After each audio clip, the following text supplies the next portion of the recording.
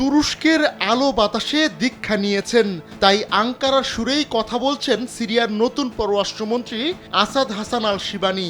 ইরানকে সিরিয়া থেকে আউট করতে ছক কষেছিলেন তুর্কি প্রেসিডেন্ট রিসেপ তাইপ এরদোয়ান, আর তা বাস্তবে রূপ দেয় হায়াত তাহরির আল শামের নেতৃত্বাধীন বিদ্রোহীরা। বাশার আল আসাদকে ক্ষমতাচ্যুত করে দায়িত্ব নেয় গ্রুপটি। ১৩ বছর ধরে চলা গৃহযুদ্ধের পর গেল ৮ ডিসেম্বর বাশার আসাদ ক্ষমতা ছেড়ে সিরিয়া থেকে পলায়ন করেন।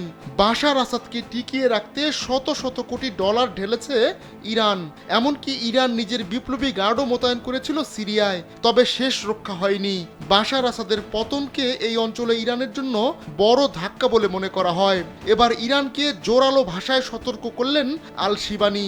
আর নয় সৌন্দর্য নিয়ে চিন্তা, এবার নিজেকে সুন্দর করে তুলুন স্টাইল ম্যানিয়াক্সের সাথে।